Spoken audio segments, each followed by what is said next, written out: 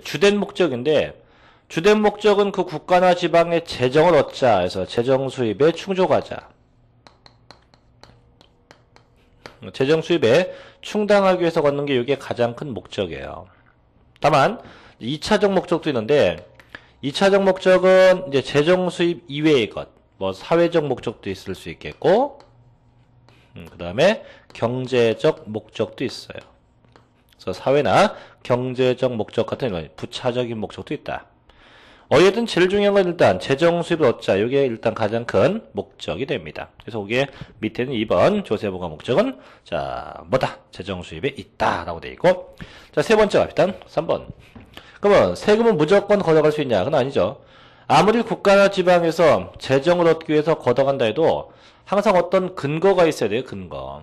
대한민국은 법치국가죠. 뭐 툭하면 그런 얘기하죠. 법으로 하면 될 거 아니야. 그죠? 그래서 모든 자체가 다 법이에요. 법. 그래서 세금도 반드시 법에 의해서 세금이 과세가 돼요. 그럼 이 법이 무슨 법? 그죠? 지금 하고 있는 세법. 그래서 세법의 규정에 의해서 세금을 걷어갑니다.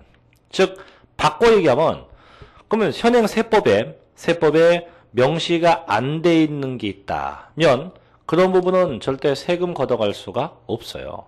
즉 현행 법에서 규정하고 있는 사항에 내가 해당되면 세금을 내면 되지만 내가 어떤 행위가 있었다. 근데 세법을 다 뒤져봐도 내가 한 행동하고는 세금하고는 나와 있는 게 없대요. 그때는 세금 안 냅니다. 그래서 반드시 법에서 명시하고 법에서 규정하고 있을 때만 그때 세금을 과세해요. 그걸 보고 법에서 명시되었을 때만 과세한다 해서 예를 보고 조세 법률주의라고 합니다. 무슨 주의요? 조세 법률주의. 반드시 세금은 조세법 법에 의해서 규정되었을 때만 과세가 된다 이거예요. 그럼 되네, 그죠? 그럼 국가나 지방이 재정을 얻기 위해서 자 반드시 법에 의해서 걷어야 한다. 근데 여기서 이제 한 가지 문제는 그럼 무조건 법이 있다고 해서 세금을 다 걷는다? 다 징수한다?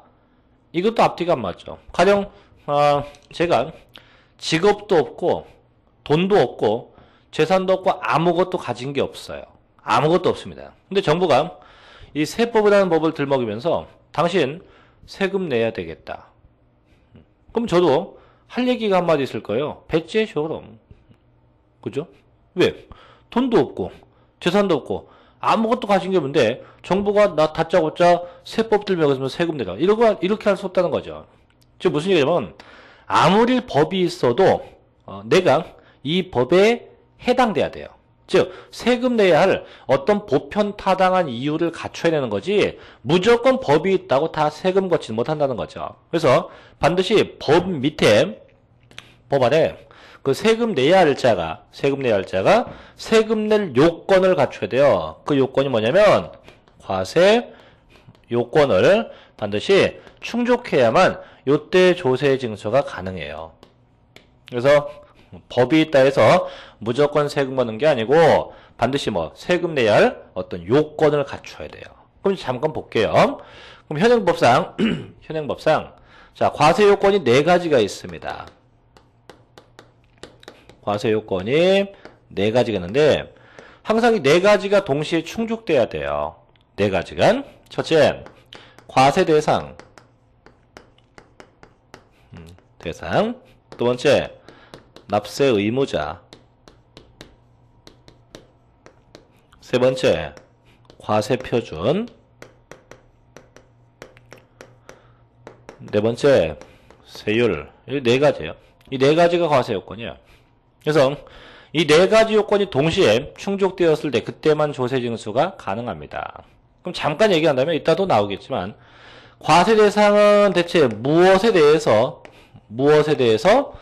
세금을 과세할 거냐. 그 다음에 납세의무자는 대체 누가 세금 낼 거냐. 누가. 과세 표준은 얼마냐. 그게 얼마냐. 세율은 대체 몇 프로냐. 이렇게 구분해요. 이렇게 이 4가지가 항상 동시에 충족되어야만 그때 조세 징수는 가능해요. 자, 참고로 이 과세 요건이 4가지인데요. 아까 제가 대한민국 세금은 총 25가지가 있다 했죠. 그럼 25가지 세금이 과세 요건이 다 같지가 않아요. 25개 세금이 과세 요건이 다 제각각이에요. 왜냐면 한 세금당 이 네 가지의 요건이 있어요. 한 세금당. 뭐 저희가 배우는 취득세에 항상 이 네 가지 요건이 있고 양도세도 이런 네 가지 요건이 있고 그래서 대한민국의 모든 세금은 세금마다마다 이 과세 요건을 다 두고 있어요. 근데 그 25개 세금의 요건이 다 달라요. 그게 맞는 얘기겠죠. 왜?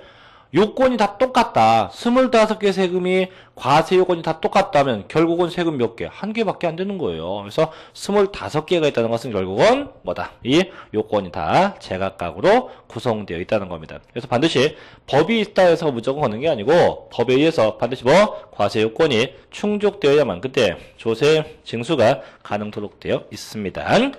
자, 넘겨볼게요. 자, 24점. 자, 네 번째 조세 납세의무인데 대한민국의 모든 자는요, 대한민국의 모든 자는 세금 낼 법적인 의무가 있어요. 그래서 모든 자는 세금을 납부해야 됩니다.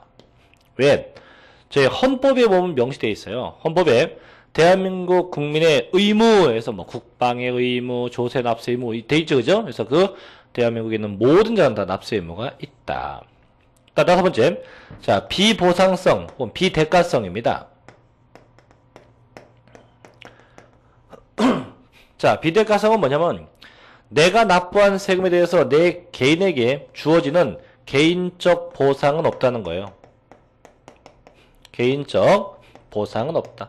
나 개인에게 주어지는 그 어떠한 보상도 없어요. 내가 연간 세금을 10억을 냈건 20억을 냈건 그거는 정부가 개의치 않겠다 이거죠. 그래서 세금은 전부 다 어떤 국가 공공발전에 사용되는 거지 그 냈다 해서 다시 개인에게 그 세금에 대한 어떤 일정한 혜택을 주지는 않겠다는 겁니다. 그래서 절대 개인적 보상은 없다. 읽어보면 다 그런 얘기 돼 있을 거고요. 자, 6번 가봅시다. 조세 납부 방식인데 제일 중요한 게 그 6번이에요. 6번.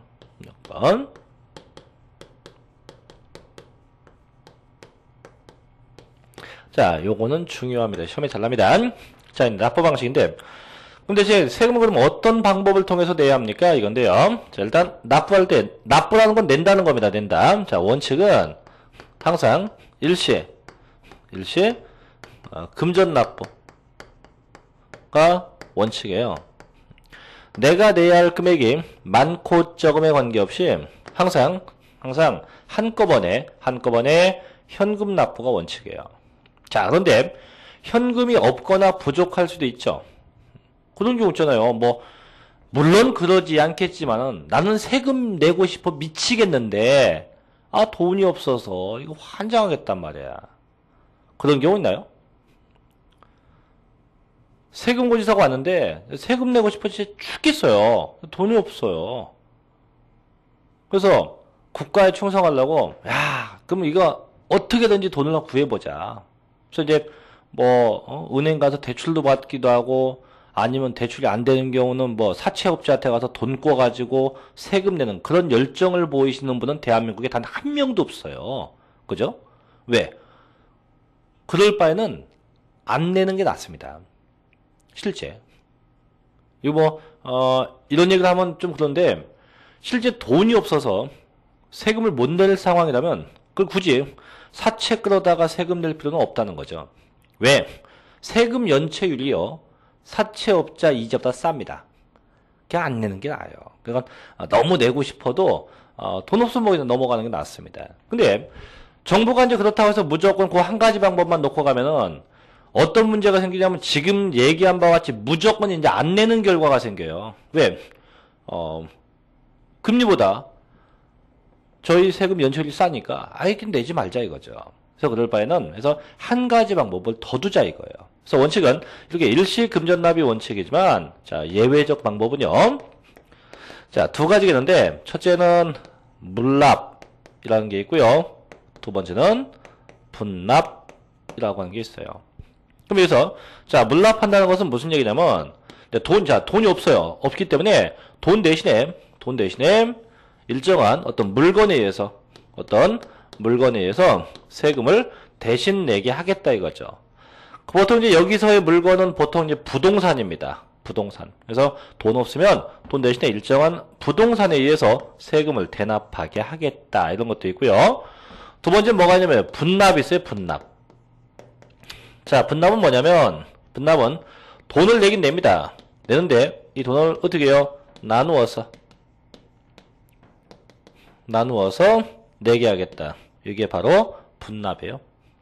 그래서 물납과 분납 두 가지입니다.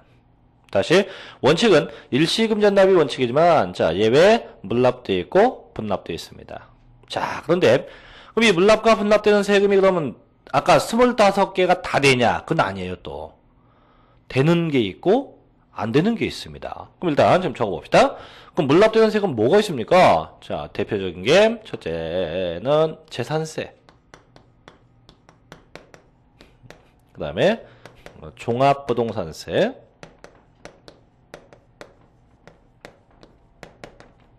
그 다음에 양도소득세.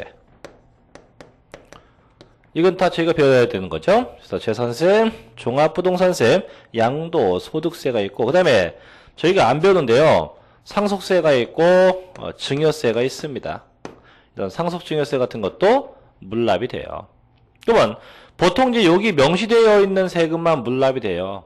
그럼 뭐 부가가치세 같은 건 절대 물납 같은 거 안 됩니다. 자, 두 번째 이제 분납인데 그럼 분납도 마찬가지. 분납은 요 물납되는 세금은 다 분납도 가능합니다. 즉 물납되는 재산세, 종합부동산세, 양도소득세, 상속세, 증여세가 물납되면 이 세금들은 고로 분납도 가능하게 되어 있어요.